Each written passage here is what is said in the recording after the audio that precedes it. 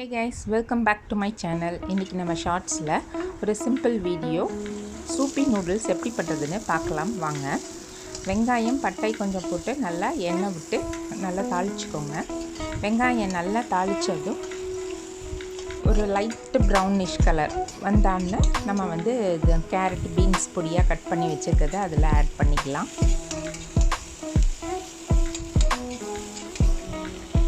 கூடவே கொஞ்சம் உப்பு சேர்த்து நல்லா வதக்கிக்கங்க. இப்போது தேவையான அளவு நூடுல்ஸ்க்கு தேவையான அளவு தண்ணி விட்டு நல்லா கொதிக்க விட்டோன்னே நூடுல்ஸ் எல்லாம் உடச்சி விட்டு அதில் நல்லா போட்டு கிளறிடலாம்.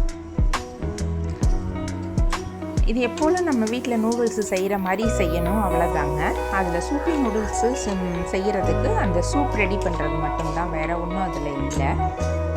இப்போ நூடுல்ஸ் ரெடி ஆகிடுச்சு. இப்போ அடுத்தது நம்ம சூப்பு ரெடி பண்ணுவோம்.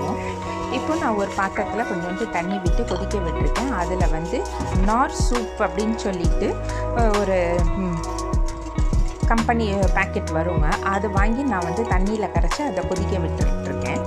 அது நல்லா கொதித்த உடனே இது மஷ்ரூம் சூப்பு, அதனால் இது இந்த கலரில் தான் இருக்கும். இது நல்லா கொதித்த உடனே அதை எடுத்து நம்ம செப்பரேட்டாக 2 பவுலில் ஊற்றி நம்ம செஞ்ச நூடுல்ஸை அதில் வச்சிட வேண்டியது தாங்க.